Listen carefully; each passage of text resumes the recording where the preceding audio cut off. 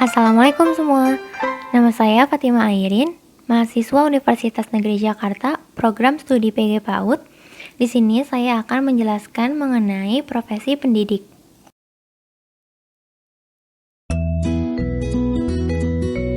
Pendidik adalah tenaga kependidikan yang berkualifikasi sebagai guru, dosen, konselor, pamong belajar, widya iswara, tutor, instruktur, fasilitator, dan sebutan lain yang sesuai dengan kekhususannya, serta berpartisipasi dalam menyelenggarakan pendidikan. Sedangkan pendidik anak usia dini merupakan tenaga profesional yang bertugas merencanakan, melaksanakan, dan menilai hasil pembelajaran, serta melakukan pembimbingan, pelatihan, pengasuhan, dan juga perlindungan. Pendidik anak usia dini terdiri dari guru PAUD, guru pendamping, dan guru pendamping muda. Tugas pokok pendidik 1. Merencanakan pembelajaran atau pembimbingan. Hal ini dapat dilakukan dengan pembuatan rencana pelaksanaan pembelajaran atau RPP. 2. Melaksanakan pembelajaran atau pembimbingan. Nah, ini dilakukan dengan pelaksanaan dari RPP yang sudah dibuat tadi. 3. Menilai hasil pembelajaran peserta didik, yaitu untuk mengukur kemampuan peserta didik dalam beberapa aspek. 4. Membimbing dan melatih peserta didik. Ini dapat dilakukan dengan kegiatan ekskul maupun kokurikuler.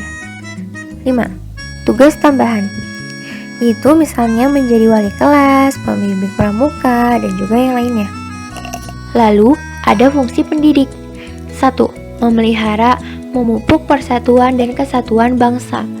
2. Menjunjung hukum, kode etik, nilai agama, dan juga etika. 3.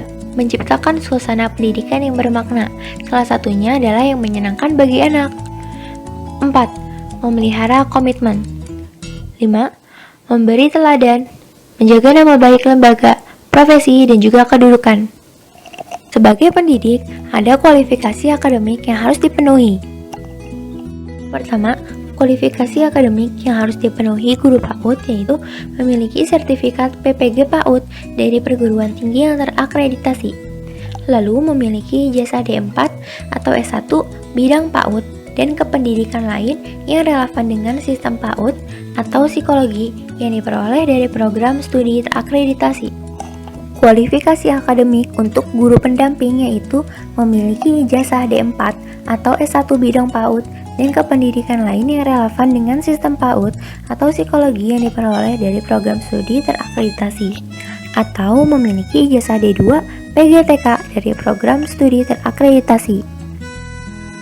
Nah, untuk guru pendamping muda, kualifikasi akademiknya yaitu memiliki ijazah SMA dan memiliki sertifikat pelatihan atau sertifikat pendidikan atau sertifikat kursus PAUD dari lembaga pemerintah. Selain kualifikasi akademik, pendidik juga harus memenuhi kualifikasi kompetensi. Kualifikasi kompetensi pendidik secara umum. 1. Kompetensi pedagogis.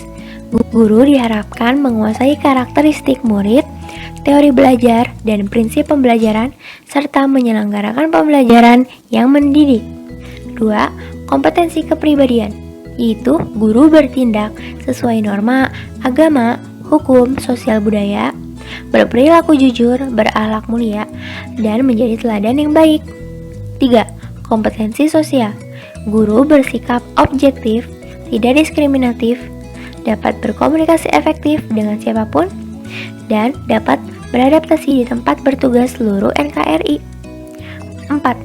Kompetensi profesional, yaitu dapat menguasai materi keilmuan yang diampu, dapat mengembangkan materi secara kreatif.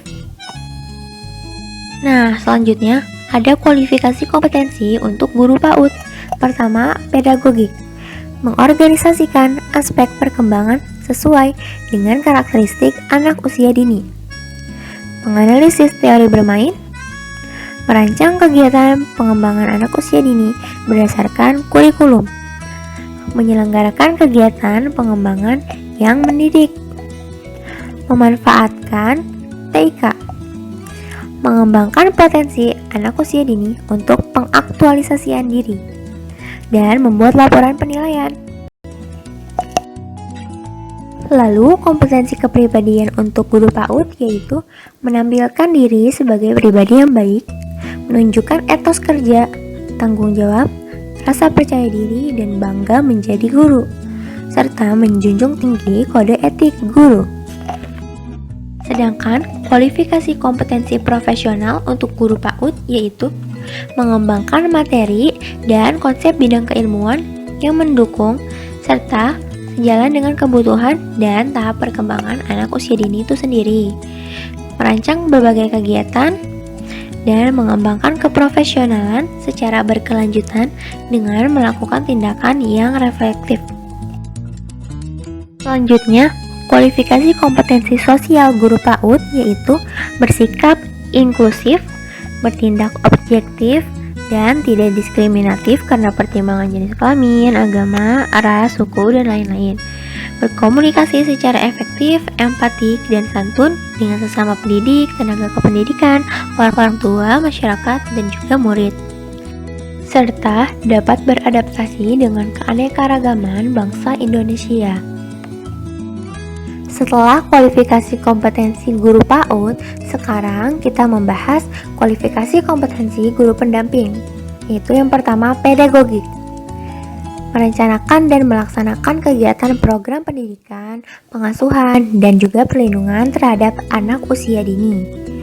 Dan melaksanakan penilaian terhadap proses dan juga hasil pendidikan, pengasuhan, dan juga perlindungan. Lalu, kompetensi kepribadian guru pendamping yaitu bersikap dan berperilaku sesuai dengan kebutuhan psikologis anak dan sesuai dengan norma agama, budaya, dan keyakinan anak, serta menampilkan diri sebagai pribadi yang berbudi pekerti luhur agar anak dapat mencontoh kepribadian tersebut.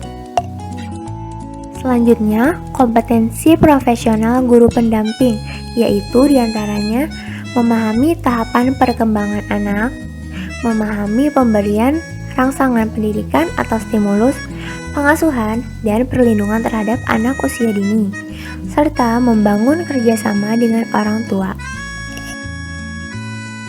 Kemudian, kompetensi sosial untuk guru pendamping yaitu dapat beradaptasi dengan lingkungan dan juga berkomunikasi secara efektif kepada siapapun. Kompetensi guru pendamping muda secara keseluruhan adalah memahami dasar-dasar pengasuhan, terampil melaksanakan pengasuhan, bersikap dan berperilaku sesuai kebutuhan psikologis anak. Etik guru Indonesia adalah norma dan juga asas yang disepakati oleh guru-guru di Indonesia dalam berperilaku untuk menjalankan profesinya sebagai pendidik, warga negara Indonesia, dan juga masyarakat. Kode etik guru di Indonesia ditetapkan berdasarkan Kongres PGRI. Nah, kode etik guru ini mengalami perubahan-perubahan dari tahun ke tahun. Nah, perubahan yang tercatat itu ada pada tahun 1989, di mana terdapat 9 poin singkat tentang kode etik guru Indonesia.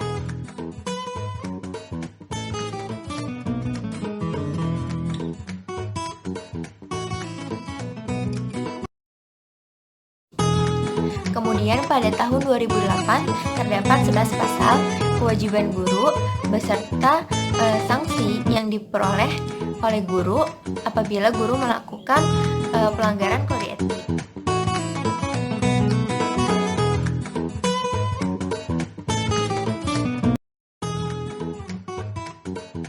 Selanjutnya, perubahan yang terakhir ada pada tahun 2013, di mana hanya terdapat 8 pasal berisi kewajiban umum dan juga kewajiban khusus guru.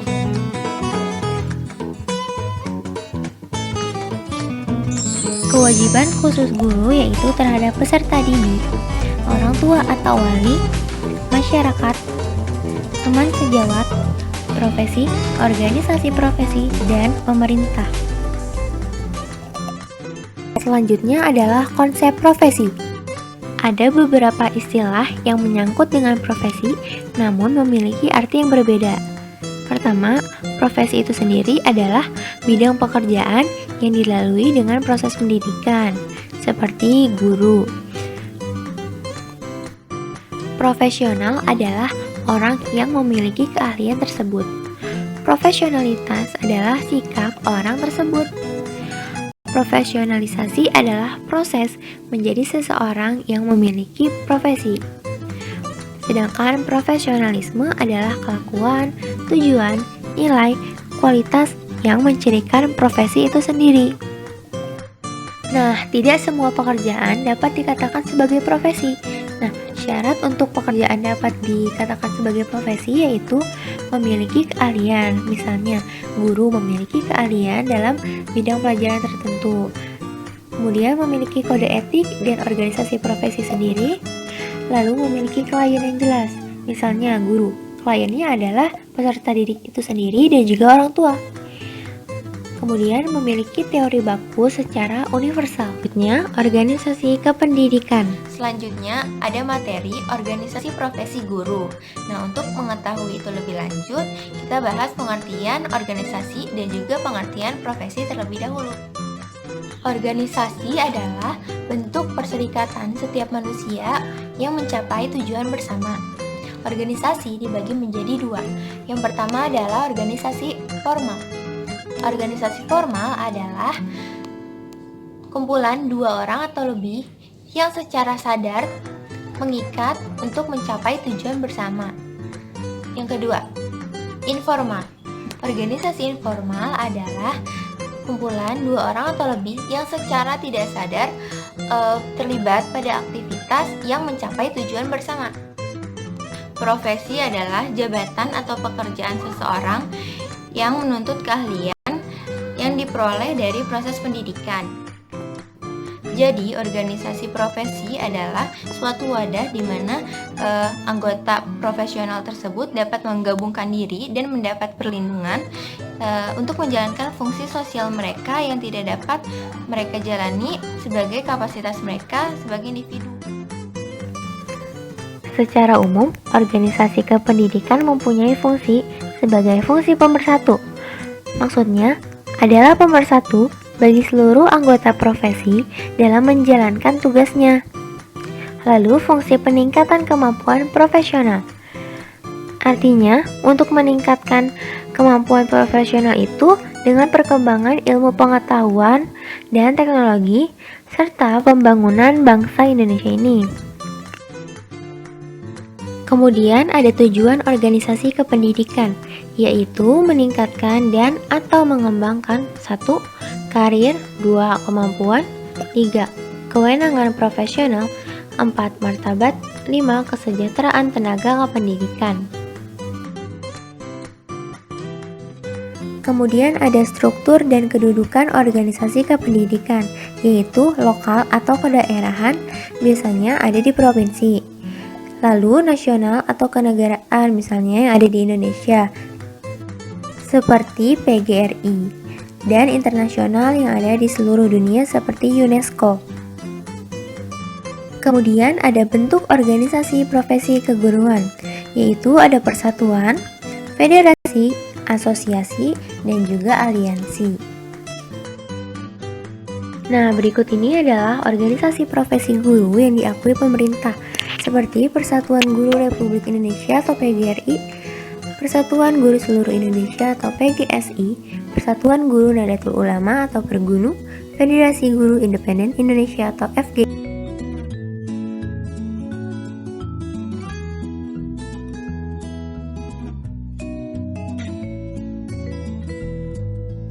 Yang dimaksud PKB adalah pengembangan kompetensi yang dilakukan guru sesuai dengan kebutuhan, bertahap dan berkelanjutan sehingga dapat meningkatkan keprofesionalitasnya.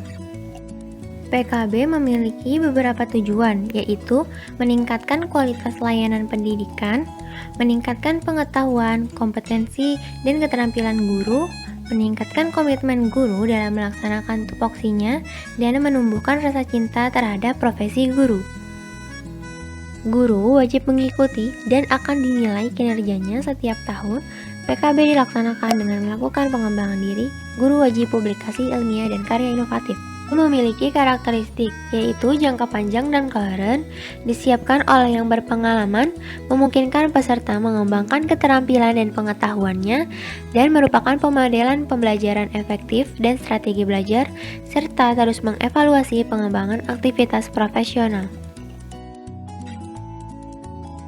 Kemudian ada prinsip PKB, yaitu berpengaruh penting pada kehidupan keprofesian, mengarah pada peningkatan keterampilan dan pengetahuan, membuat dampak spesifik. Pelaksanaan PKB memilih, merencanakan, memonitor, mengevaluasi peluang PKB dengan sistematik. Kemudian untuk menyelenggarakan PKB ada 4 tahap, yaitu perencanaan, pengorganisasian, pelaksanaan materi pembinaan dan pengembangan guru. Ada 2 alur. Yang pertama, pembinaan dan pengembangan profesi. Yang kedua, pembinaan dan pengembangan karir. Pembinaan dan pengembangan profesi. Terdapat kebutuhan guru akan pembinaan dan pengembangan profesi, di antaranya yaitu pemahaman konteks pembelajaran, penguatan penguasaan materi, inovasi pembelajaran, pemahaman teori terkini, dan pengembangan metode mengajar.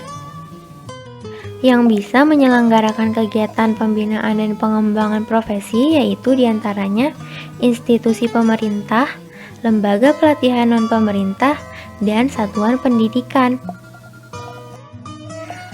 Melakukan pembinaan dan pengembangan profesi guru dapat dilakukan dengan berbagai cara, seperti supervisi, pelatihan, atau pendidikan lanjutan. Jika dilakukan melalui pelatihan, maka terdapat 3 tahap. Yang pertama, asesmen, yaitu menganalisis kebutuhan.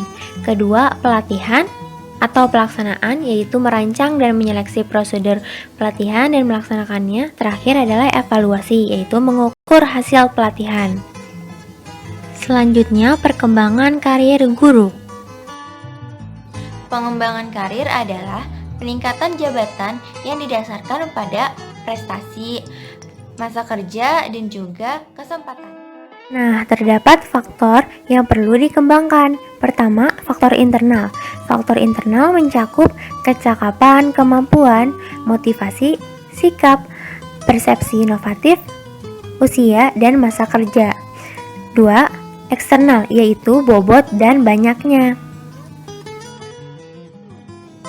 Pengembangan karir guru perlu diupayakan oleh Dinas Pendidikan dan Kebudayaan.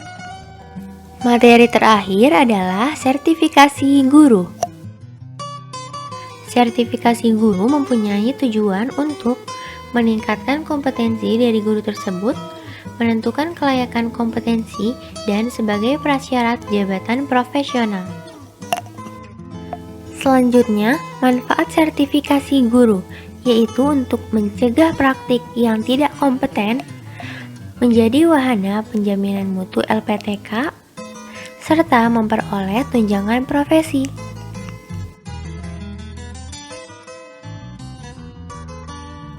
Selanjutnya ada prinsip sertifikasi, yaitu dilaksanakan secara objektif, transparan, akuntabel, fokus peningkatan mutu pendidikan, berpedoman pada peraturan perundang-undangan, terencana dan sistematis, serta jumlah peserta ditentukan oleh pemerintah demi efektivitas dan efisiensi pelaksanaan.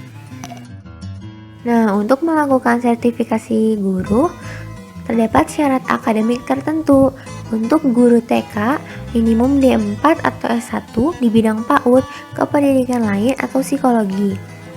Untuk SD, minimum D4 atau S1 bidang SD, kependidikan lain atau psikologi. Nah, untuk SMP dan SMA, minimum D4 atau S1 di bidang pendidikan sesuai mata pelajaran, dan bila ada prestasi akademik, dapat mengikuti ujian berdasarkan rekomendasi pihak berwenang. Selain ada syarat akademik, terdapat syarat non-akademik, yaitu umur peserta maksimal 56 tahun pada saat mengikuti ujian. Prioritas keikutsertaan dalam ujian didasarkan pada jabatan fungsional, masa kerja, dan pangkat atau golongan. Kemudian jumlah peserta ditentukan oleh Ditjen PMPTK. Lalu bila ada prestasi non-akademik, dapat mengikuti ujian berdasarkan rekomendasi pihak berwenang. Terima kasih sudah menyaksikan, semoga bermanfaat.